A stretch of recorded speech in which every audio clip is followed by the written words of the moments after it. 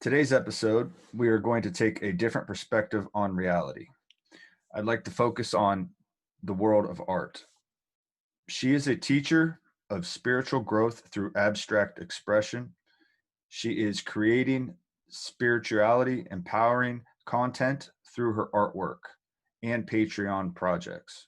She is a highly talented artist that brings spirituality out through her paintings.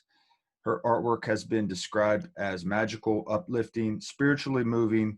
She is helping to raise people's vibrations and inspire others through the medium of art. She's also a fellow podcaster.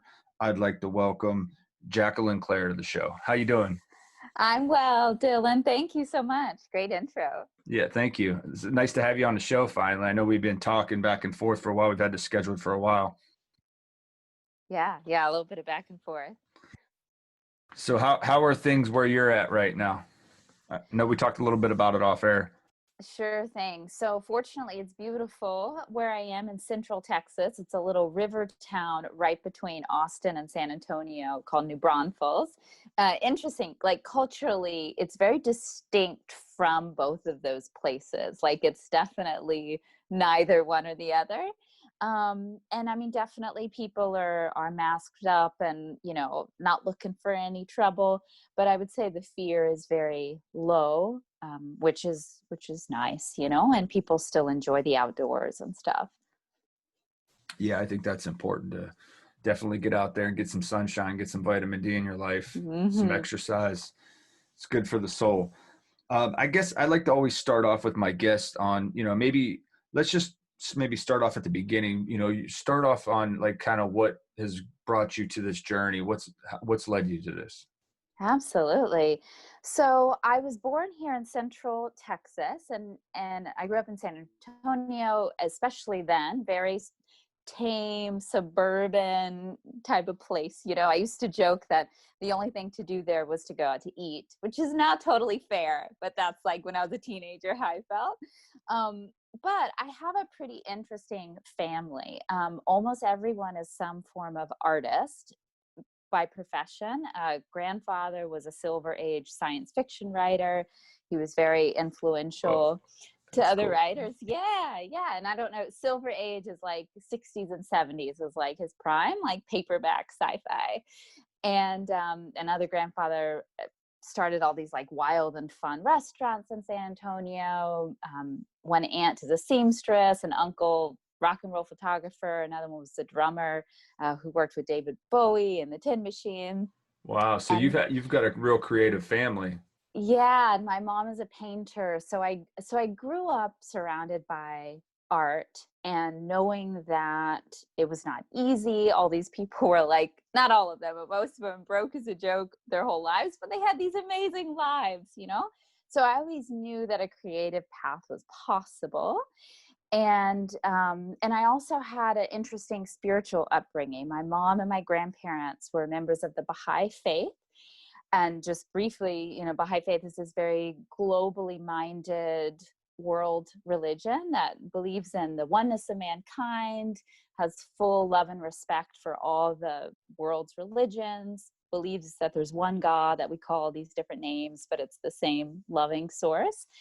And that this is the day and age when we actually have the capacity as a human, planet to actually be united, because we're now conscious of ourselves as being on one globe.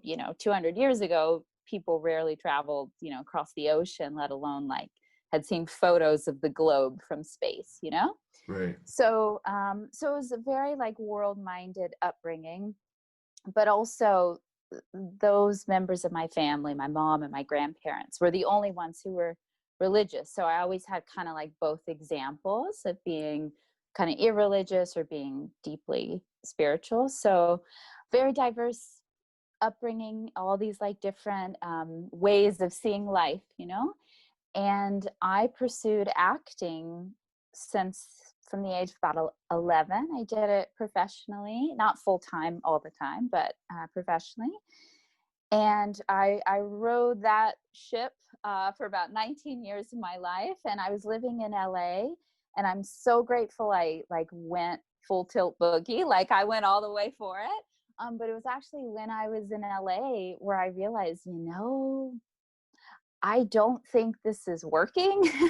I'm not feeling fulfilled. It's certainly not like serving anyone else's life. And I realized that drawing and painting and visual art just felt, it had that like sense of spiritual ease for me, like there's still challenges, but it didn't feel like I was trying to, fit a square into a round hole, Right. like, It fit for you.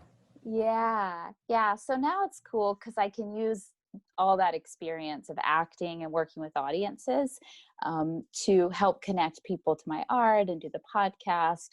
But the art is the main focus. That's excellent. So, when did you start maybe doing the artwork, and or was this something that you had always done as a child growing up, or is it something that just came on after you realized that you didn't want to be an actress? Right. It's really both. I mean, I grew up around it. My mom, she literally let me draw on the walls as a kid. Like, she was very disciplined in certain ways, like, as far as manners and stuff. But as far as creativity, I have free reign. And so, I saw her work. I was encouraged to do it. I drew a lot, but I never, I never took it that seriously. Like, I almost took it for granted, I guess is a way to say it. Like, oh yeah, that thing, that I can do so easily. Like, again, that's like more my teenage mind. But it was I really returned to it about 2 years ago. And, it was just that very sweet homecoming of like, oh yeah, it's true. That thing you loved to do as a kid really might be your calling, you know? Yeah, I think you're definitely found your calling. We were talking a little bit off air that I think that spiritually, it's like it's not spiritually, but like your paintings and your artwork, it's like spiritual. I don't know. It just comes out in the artwork. Where do you get your inspiration from? Well, I'm so glad you feel that way, Dylan. And so, several places my inspiration comes from when I am working on a painting. And this is also what I teach in my class that you mentioned, my Patreon art classroom. I really like to let the process itself guide me. So, people are sometimes intimidated by the blank writer's page or the blank canvas for a painter. And I believe the best way to get started is just to get started. Just start playing, pick out 3 colors and just put a layer on the canvas and just have fun. Like, one step at a time, and just say, oh, I really love the way those colors work together, let me like take it further. So that's how I work in practical terms. But as far as my inspiration, I really try to pay attention to beauty. Just, I love to take a walk at sunset. I love to look at the shadows and the clouds and that sort of thing. And I very rarely go out and like sketch, like, I'm not trying to be a camera, but I'm trying to sort of synthesize life and beauty. And that, along with, you know, praying and reading things that are inspirational, all of those things sort of get processed. And then when I'm least expecting it, something will start to develop in a painting. And then I'll kind of be like, oh, this reminds me of that trip I took 2 weeks ago to, New Mexico. And like, now it's coming through my paintings, but it's not intentional. It just kind of works its way in. That's interesting. So there is like a spiritual aspect for you when you're Hmm. doing the artwork then. Absolutely. I think of it kind of like a dream, like, and I think the artwork kind of comes across that way too. It kind of looks like something of a dream. And for me, creating the work, it's not trippy at all. I don't want to give that impression because I work hard and I get frustrated and all that stuff. But there is sort of like, I kind of start off in the dark, sort of like, I'm not really sure where we're going, and then it starts to like come into focus and come to life. And And so I'm never like, oh, I want to paint a peacock because peacocks represent XYZ. I just paint and go where I feel like it needs to. And then when a peacock emerges, it's like, oh, cool. What does this mean for me? And then maybe what does it mean for you might be something different. Just like a dream, the symbols are very personal. I love that. As I know, just from experience of people that are around me, a lot of times, often they will choose something to try to paint. And Mm-hmm. I love your approach of just letting it kind of work itself out and it come to you as you're going. That's pretty cool. Mm-hmm. Thank you. You mentioned prayer. What's the importance of prayer and meditation as far as, to you and as far as your artwork?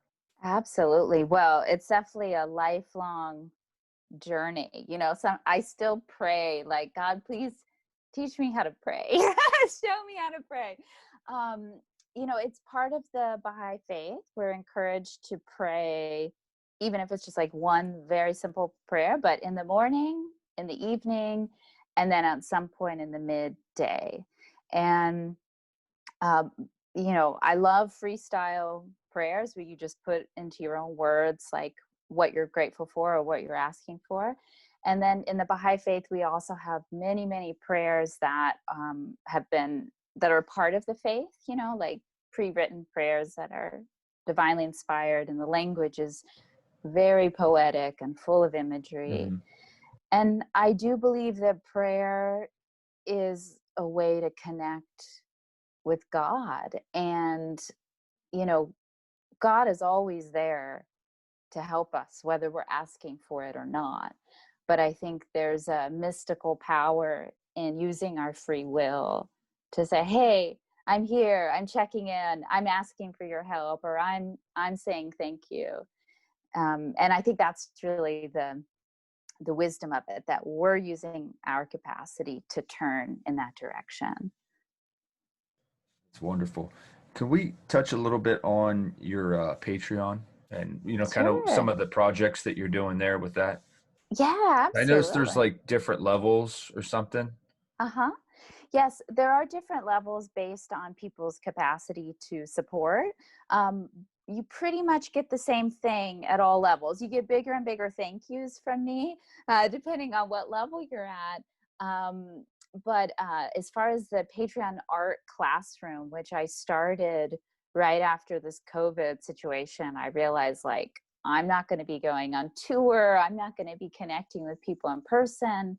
I know some people have more free time. Everyone's a little insecure right now. What's going on? I thought offering some art classes on everything you and I have just been talking about, like how you kind of develop the spiritual side as you're also like making something beautiful.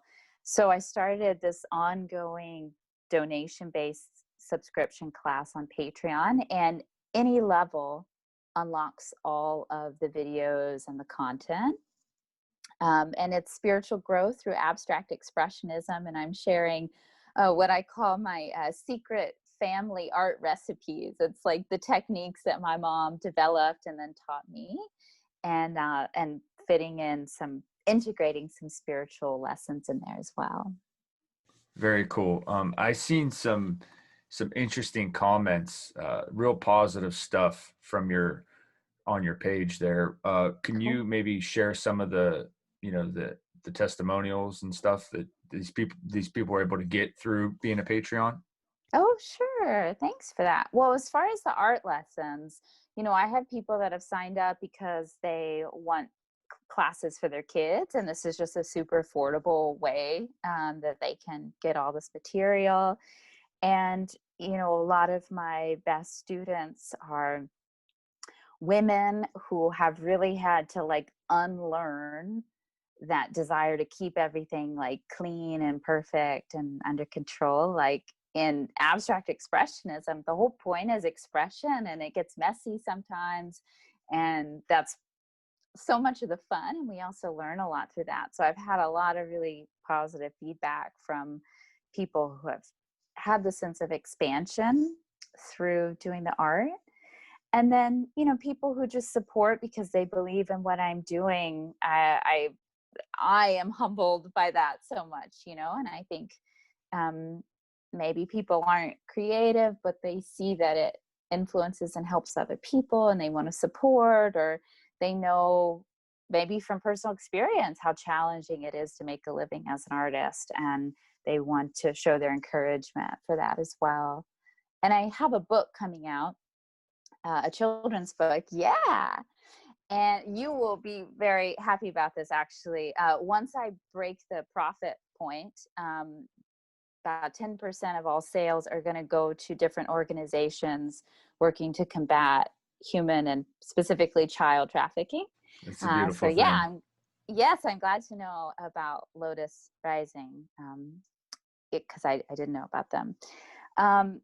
But as far as Patreon, like everyone, all my patrons were thanked in the back of the book, and some of them were thanked by name. Like I always just try to really admit how much other people are a part of my process and really, show my gratitude for that. So this children's book, can Yes. you touch a little bit on it and maybe give us the name?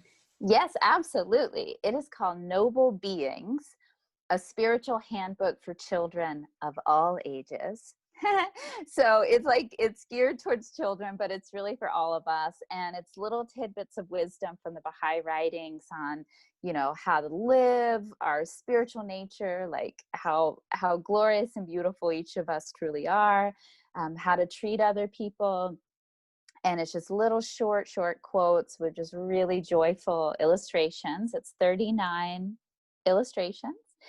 And Is it your artwork? yes, it's my artwork. It's my children's illustration. And I should have the prototype in hand in a few weeks. So we're just a little early on this, but yeah, I plan to be pre-selling it like early November. That's amazing. That's a Thank good you. deal. Good deal. So this is your first book you've published? Yes. That's excellent. Plans on future books? Yes, I mean, this has been such a marathon. Like, it's crazy to even be planning another one because it's been so much work and I'm only like halfway to the finish line. But it's been such a joy, and I am, just between you and me and your listeners, I am planning to do a coloring book probably early next year, like a companion of the same book. And then I would like this Noble Beings to be a series. So, granted, I have the stamina and the means to keep at it, which I'm sure I will, because this project has felt like just that thing I had to do, That is So, so awesome. yeah, thank you. And I hear that from all the authors. Like it's not easy to write a book, is it? It's a Mm-mm, difficult, long process.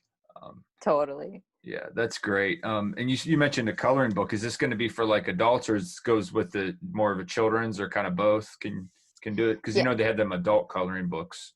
Yeah, totally. So the vision is that it will be the exact same images as Noble Beings, but it's the coloring book version. So it's not super intricate like some of those meditation ones. It's more just like little scenes, like this little character, swinging on like a Tarzan rope in the forest, and he looks like he's having a great time, and he's, shouting. So I guess it veers a little more towards like a simplified children's coloring book, but come on, we're all children at heart. Everyone loves the color. Yep, very So, good, very good. Just so I was looking at some of your artwork online, some of your prints, Ancient Eternity, I believe it's called. mm-hmm, mm-hmm. It's spectacular and stunning. So for you listeners out there, please check out her artwork online, check her out on Instagram. But can you touch a little bit about like maybe the inspiration for that and what that means to you? Yeah, That totally. Um, so Ancient Eternity is one of my favorite pieces as well. So right on for your taste there. And maybe we'll have it linked here, but for your listeners, it has this sort of dark cherry raspberry background sky, and then it has this sort of otherworldly landscape that's black, white, and gray, and it has this mountain or ancient sculpture that looks like a human profile. and then it has like water that's sparkling, this dark cherry, and then there's like two moons in the sky. There's like a moon and a circle of stars. So it's very like cosmic feeling. And I do love that piece so much. And the couple of things. It's part of my Horizon series, the series of paintings that has the human profile. And I love the intersection, to use a very academic word, of nature and the human, the human beings, like how lightning looks like trees, looks like veins and capillaries, looks like hair blowing in the wind, like how it's like so similar. Right. So I really wanted to explore this like landscape that looks like a human face, or maybe some ancient, structure. And ancient eternity just seems so perfect. It came from a Baha'i writing. It's part of this book called The Hidden Words, and it's all these very short like verses. And the hidden words are said to be all of the like wisdom of the prophets of the past, all condensed into very short verses, like to help us understand this vast knowledge. And the quote is, veiled in my immemorial being, and then the ancient eternity of my essence. So it's like God speaking. I knew my love for thee, therefore I created thee. So it's like in the vastness of wherever this planet and we came from, this essence that is God and the creator loved us so much that he made us. And that's what it's named after. That's beautiful. Another one of your paintings, Grove of Midsummer Dreams. Can you touch on that one? Yeah, you're picking all of my favorite ones. That one was quite a journey. It started off as this very sort of witchy looking piece, and it was black, white, and red. It was like very spooky and stark, and I loved that. But it just, it kept needing a little more. It kept needing more, and it just turned into this like super verdant blue and green, welcoming, dreamlike landscape. And it reminded me, because it has this sense of effervescence, it reminded me of A Midsummer Night's Dream, and I finished it last summer. And so that's where the title for that one came from. And it definitely looks like we're like just on the precipice of like, revealing something or entering a new world or something like that. That's awesome. And I know, you have your own art style, of course, but for the listeners, what would you maybe compare your art style to, or what would you what kind of words would you use to describe your art style, I guess? Yeah, I love the question. I call my work spiritual realism, which is unique to me as far as I know. That's my own genre. And some of your listeners may be familiar with magical realism, where magical elements are blended into day-to-day stories or images. And so I see my artwork similarly, that there's always elements of this material world. There's always these realistic elements like a landscape or a person, but then there are these abstract qualities or abstract expressionist elements that for me represent those unseen spiritual forces, whether they're angels or karma or prayers or our soul, whatever it is. Right. So it's like in one image we're seeing both of those. And gosh, as far as like artists that I pay homage to, I love the classic ones. I love the Impressionists, Van Gogh and Monet. I love modern art, Jackson Pollock. Klimt is amazing. Joan Mitchell, she's a little lesser known, very, very abstract work, but I love it. But a lot of the artists that I relate to the most aren't visual artists. Like I love C.S. Lewis, the author of the Narnia books.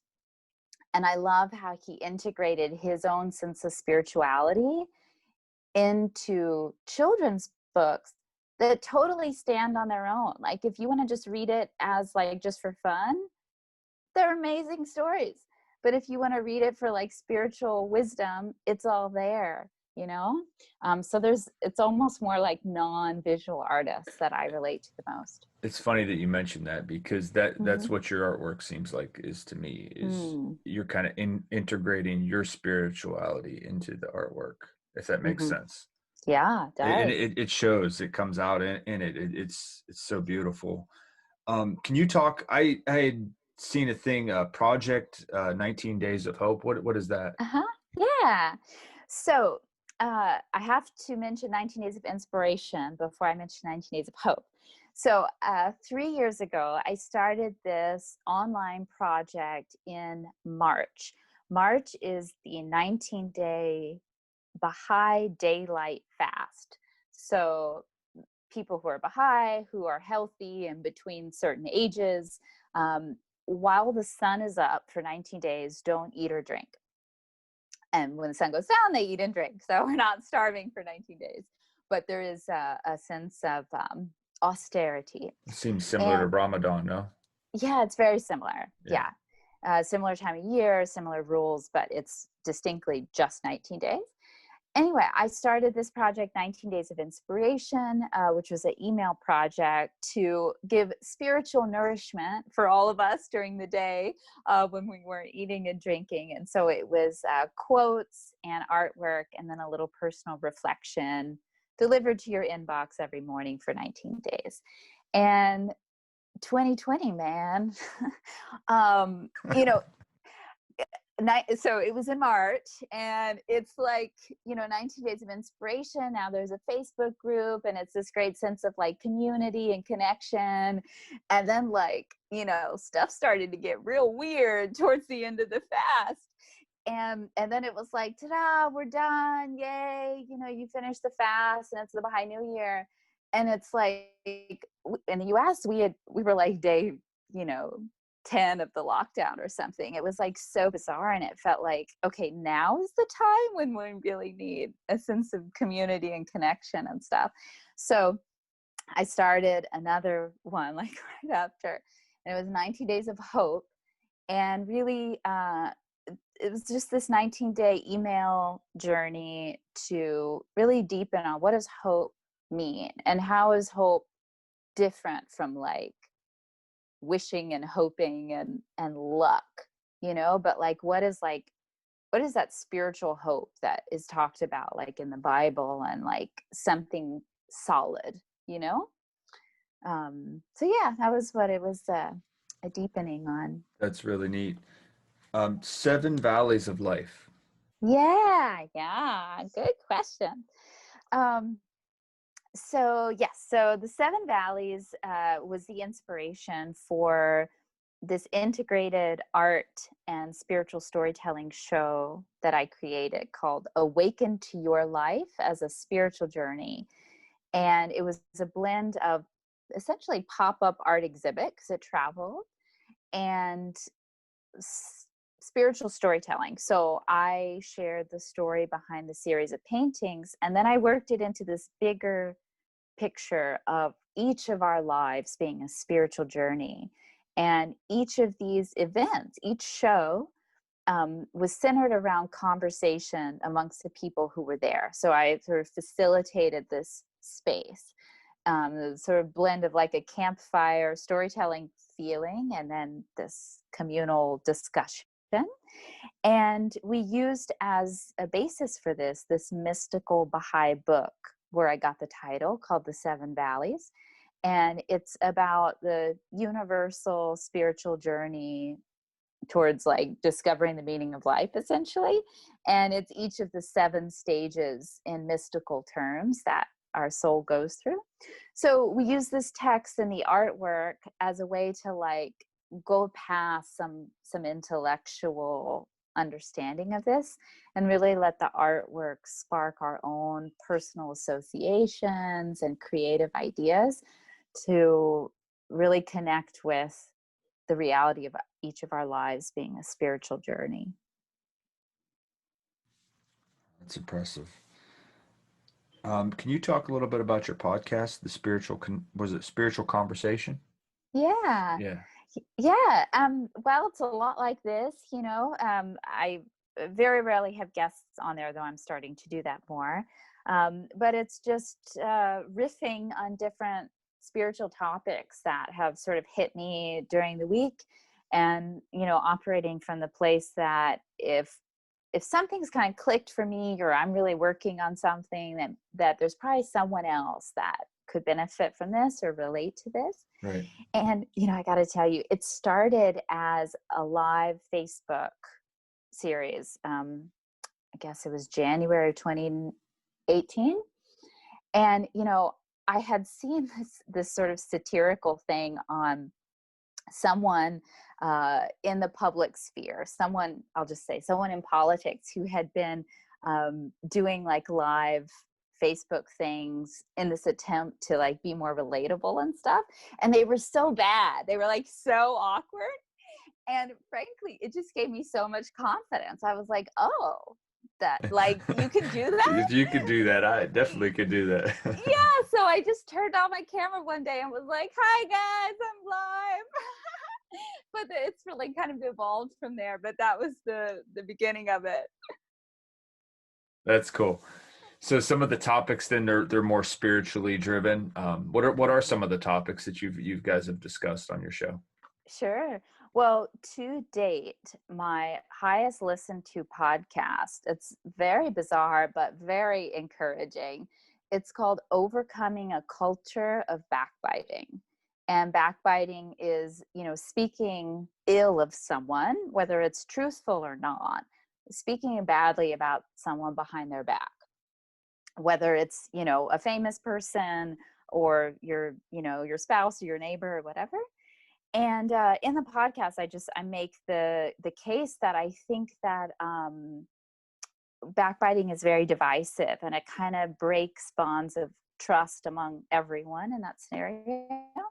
And I think as a whole culture, backbiting is not only considered normal, but it's like very much the basis now of a lot of our media, and even TV shows, Yeah. like reality TV. It's all the characters talking behind everyone's back In the about what they think about. workplace, it's a Yeah. common thing, right?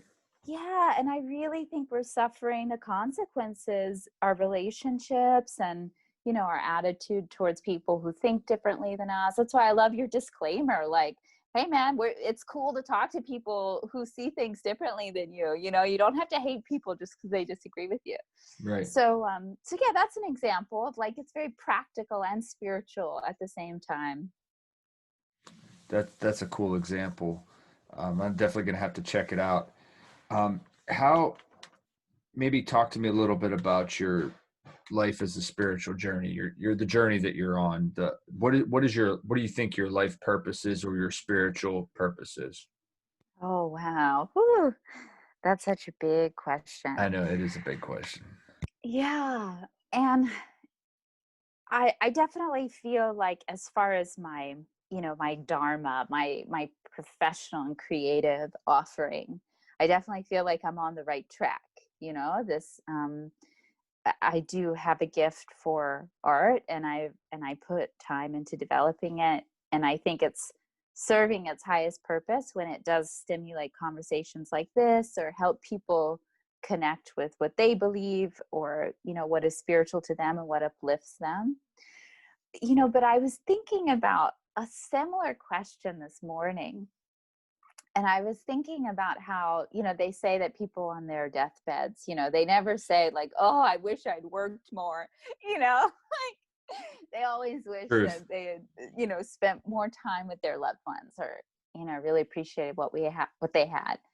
And so I think that my, everything you and I have talked about, I think it's important, and I think I'm on the right track, but I'm sure at the end of the day, it's not, um, it's definitely not the main thing. It's the little moments that no one's ever going to talk about on a podcast, probably, that Hmm. really, really are the ones that matter. Right. What is your thoughts on the afterlife and your Mhm. beliefs? Yeah, I believe we continue. Um, what that looks like, who knows? Um, in the Baha'i faith, the analogy is used that like just like a baby develops in the womb of its mother, and it develops fingers and eyes and ears and all these things it really doesn't need when it's in the womb, because all of its needs are met and there's nothing to see, there's nothing to grab onto, but it needs all those qualities once it's born into this world. And similarly, we in this life are like the baby in the womb, and what we're here to develop, like our spiritual eyes and fingers are like our our character qualities, like justice and humility and kindness and, you know, courage. And that those are the qualities, like our little limbs and stuff, that we're going to take into the next world. That's a cool um analogy. I never heard it put that way. yeah, yeah, yeah. So so yeah, I'm excited for that next adventure. I hope I get quite a bit more living before that happens. But I think it's beautiful, and I think it's not something we can like draw a picture of and say, oh, this is exactly, you know, this is the roadmap, this is what it looks like there. Right. What are some of the projects you're currently working on and things you're doing? Yeah. Well, my book, getting my book out into the world, and that's going to be a whole thing.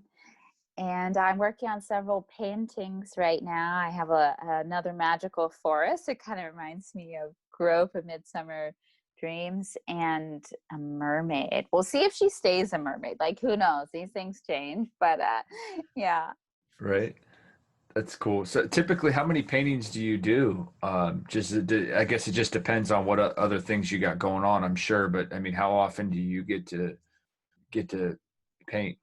And Well, yeah, that's a really great question. I'm always working on several paintings at once, just because that's just how I work. And my goal is 19 paintings a year. So I've been doing pretty good, sticking with that. 19, it Yeah. seems to be a theme. Yeah, yeah. Yeah. Well, you know, and since I started that project, it's like, okay, every year I need at least 19 new paintings to do my 19 days of inspiration project. That's pretty neat. That's pretty cool. Mm-hmm. Wonderful. Well, it's been a fascinating discussion. Where can we find your artwork, your beautiful artwork, and where can we get a hold of you? You know, where can we find you, hear your podcast, things like that? Cool. Thank you so much. So most things are Jacqueline Claire art, and everything is spelled the traditional way: JACQUELINE art.